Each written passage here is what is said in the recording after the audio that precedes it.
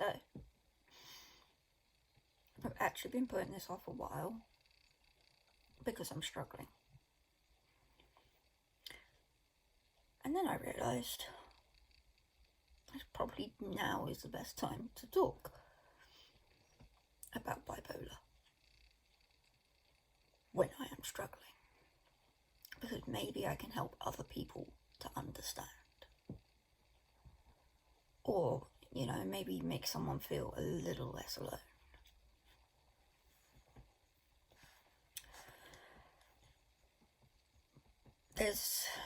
I feel like there's a lot of misunderstanding when it comes to bipolar disorder. I mean, we're now in a world where we're getting more to the point of being able to talk about it,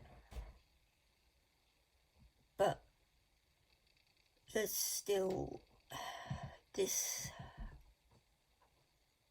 misconception that it's kind of black and white,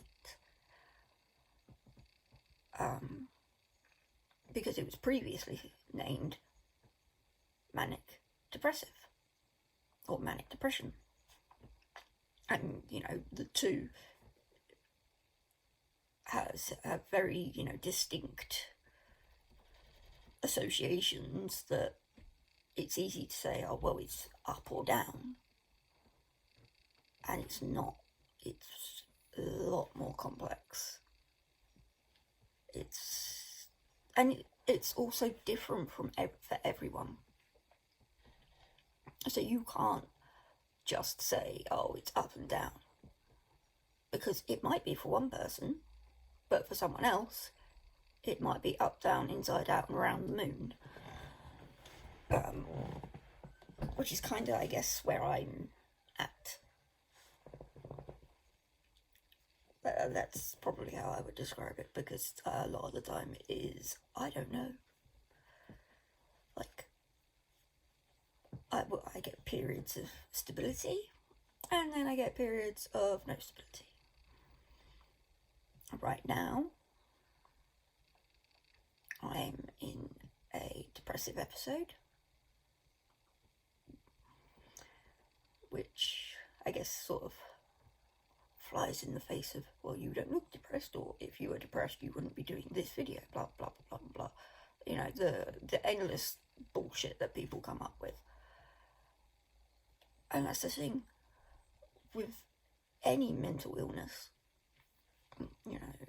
anxiety, OCD, schizophrenia, bipolar, eating disorders, all of them, they don't have a face, because they can affect anyone and everyone, regardless of your social standing, or how much money you do or don't have, or it doesn't care. It will, if you're going to have it, you'll have it. And I got it. I got it by the fucking bucket load. But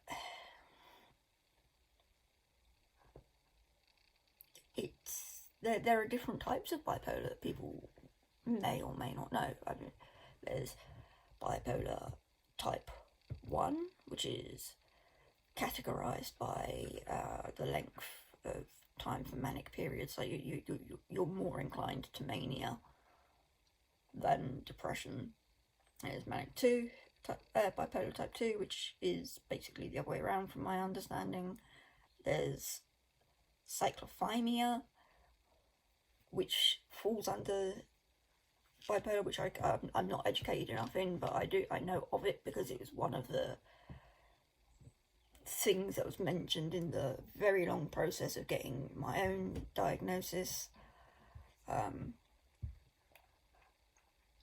But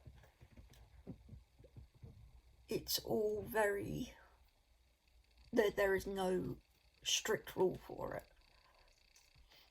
and anyone that thinks there is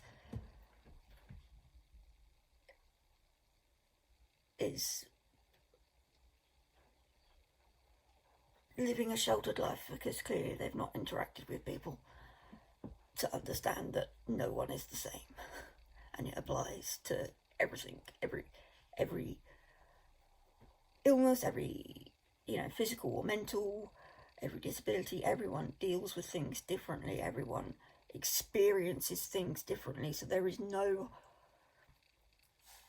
hard and fast rule for it. And one of the worst things you can do, and it doesn't matter what you've got going on, okay, I'm not, this bit in particular isn't specific to bipolar, but the worst thing you can do is compare yourself to someone else and say, well, they've got it worse. I've had people come up to me who, they're dealing with their own mental health, but they're dealing with like anxiety and depression, and numbers of times they have said to me, oh, but it's not as bad as you. And I mean, it makes me angry, because not because they're saying that I'm worse, but because they're invalidating themselves. Don't do that. What you feel is valid, okay? Just because you've got anxiety and, I don't know, Fred next door's got diabetes, I ain't got a fucking clue.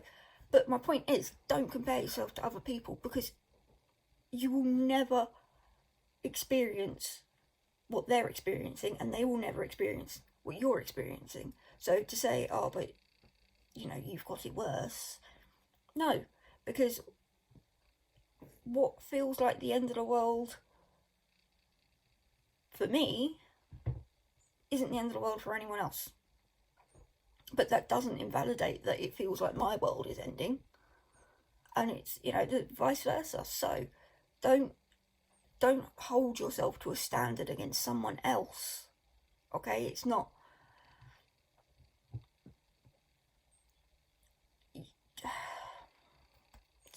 sorry, my brain is going too fast for me to keep up with, and that's great when you're not in a depressive episode, but I am, so it all gets muddled. But yeah, don't void yourself, okay? You don't invalidate yourself. You are valid. What you feel is real, and you are allowed to feel whatever you're feeling. You are allowed to feel that, okay? So yeah, there was also something else going with that, but I've completely forgotten it now, so we'll just keep going.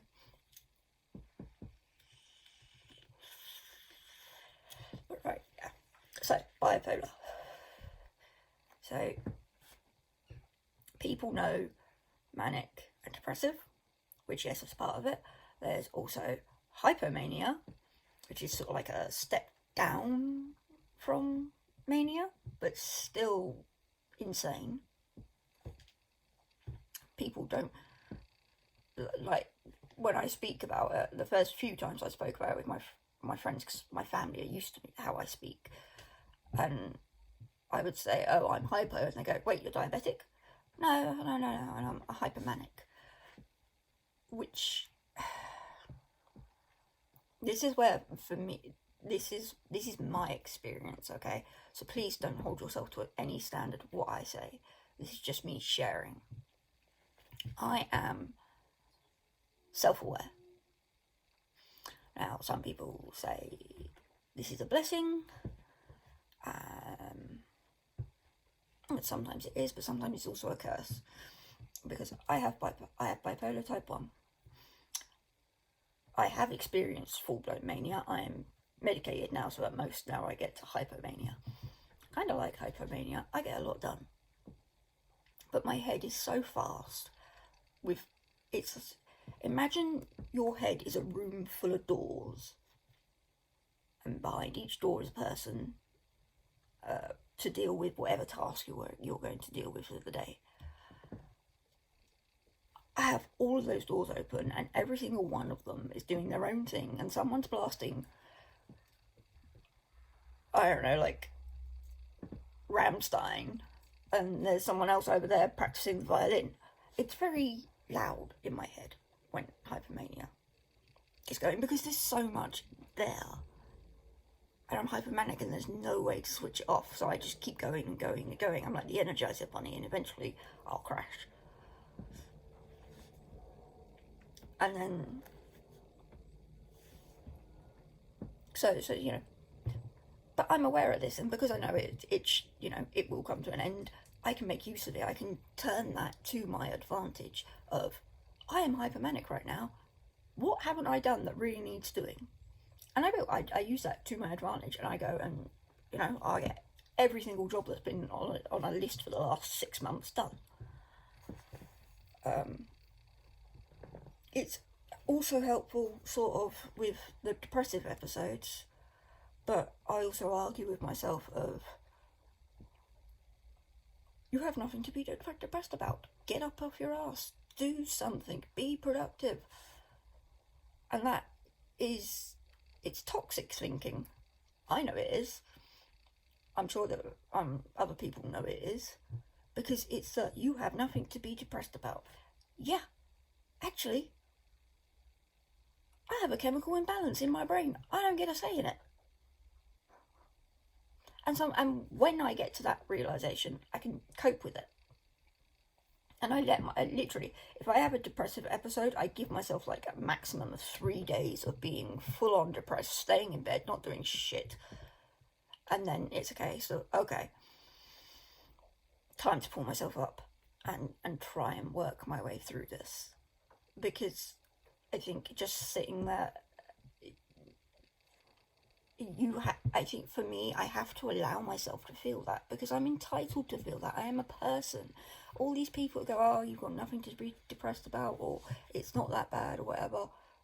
Maybe not, but I'm still allowed to feel, as is every other person that's dealing with bipolar or depression or anxiety, or whatever they're dealing with.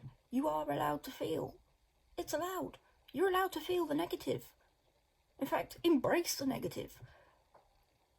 I don't mean, like, you know, throw yourself into it and live in it. But, you know, allow yourself a period of time where you do have that negative space. Because I promise you, you will appreciate the positives that much more, and they will lift you up that much quicker.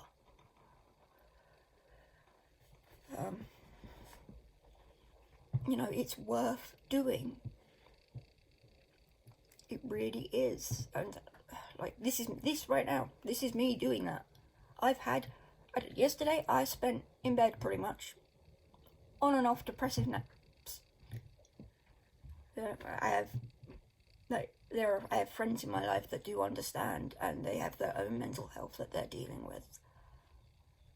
So I can, you know, if we're chatting or whatever, texting or on Discord or whatever it is we're doing, I can say, okay, I'm going for a depression nap now. And they're like, okay, but we love you. Have a good sleep. It's not, don't do that. It's, we understand, we get it, we love you. We hope that it helps you feel a little bit better when you wake up again. And that's what we need more of. More people need that. So, yeah. There is a lot more. But YouTube only lets me have a certain amount of time, so I feel like I'm going to split this video. So, hopefully see you in part 2.